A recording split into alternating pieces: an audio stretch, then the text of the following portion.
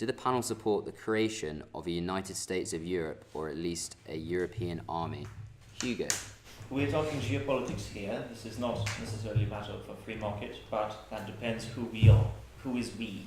As Europe, if we want to curb American influence, then certainly that would be beneficial. But then if we are a country that has aspirations that are outside of Europe, so as the UK, I don't think how a European army could be beneficial, especially since the UK is quite chummy, if I'm allowed to use such a word, with the smaller states of Europe, so the eastern flank, Romania.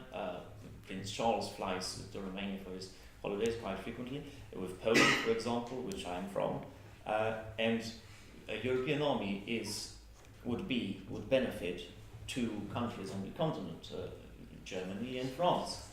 And I don't see how the UK could benefit with a European army, especially since this seems to imply that, I don't know, should the UK contribute to that army somehow while Brexit is underway? So I don't see how that would be beneficial, especially since the UK is more in the Atlanticist NATO camp than in the European camp.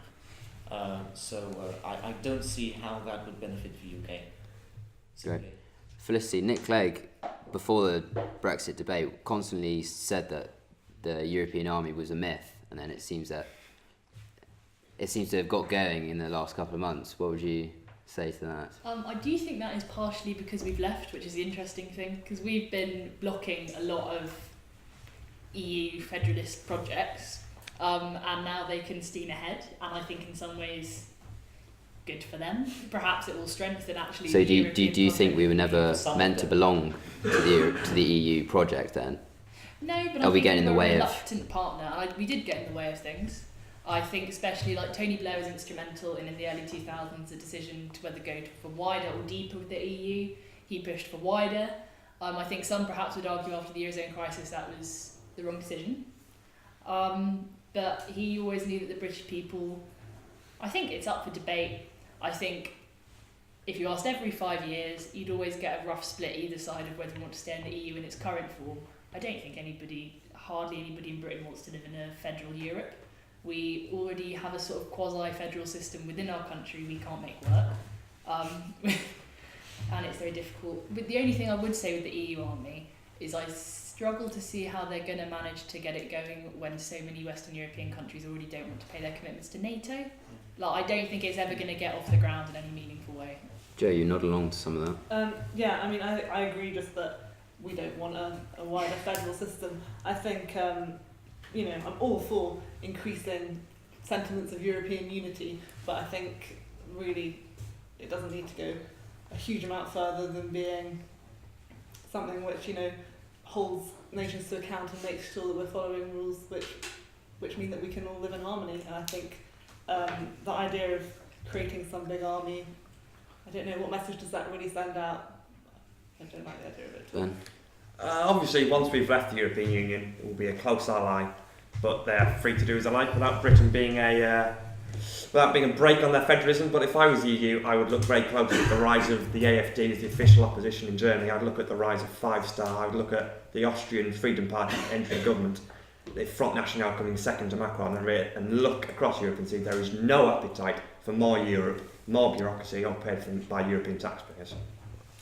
Joe, would you agree with the rest of the panellists? Broadly, yes. I think the real shame, one of the real shames about Brexit is I think we were a very good influence within the European Union, and we did sort of try and stop some of these projects from taking off. And I agree. Now we've left, it's totally up to them to do what they want to do. Great. Does anyone want to pitch in on this? This is the last time for audience participation. Yeah. Do the panelists think the European, obviously it sounds like no one wants the United States of Europe, but do you think the European Union integration has already gone too far, given the political situation, like Ben mentioned? That kind of the political model of the EU that has been pushed on EU member states has led to the rise of especially right-wing populism across Europe, like a rising insurgence of a nationalist identity, which good or bad, depends on your view. And then the economic one-size-fits-all across Europe that's led to excessive youth unemployment in a lot of European states, Eastern, Western, Spain, Portugal, Greece, Italy. and also the fact that those economic models and the fact that all European states don't have the same economic model has led to a lot of tensions rising between those nations. So has it already gone too far? I wouldn't say it's gone too far. I do think the thing with different economic models and what I was talking about with Europe going wider, I think it has been a really good thing politically, and I think sometimes people forget how much instability the European Union actually absorbed by including the less economically developed Eastern European states. Like after the fall of the Soviet Union, I think in some ways it was remarkable that we managed to avoid a war sort of on the mainland European continent.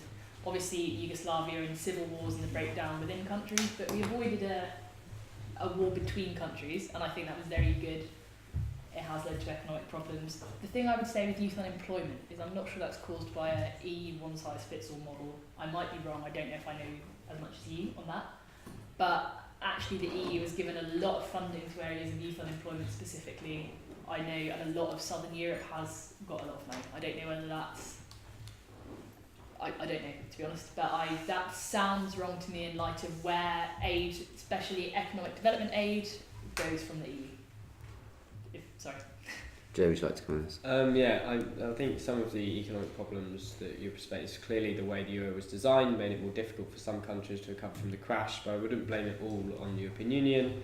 And then the rise in the far right, where have we seen, arguably the most dangerous rise in kind of nationalism and racism? It's in the United States with Donald Trump, and the US are not part of the EU. So I don't think you can look at broader arguments about globalism, about the kind of delayed impact of the financial crash. I think there's been complacency about race relations around the world. I think people looked at Obama's election in America and go, brilliant, racism is solved in America. Clearly that's not the case.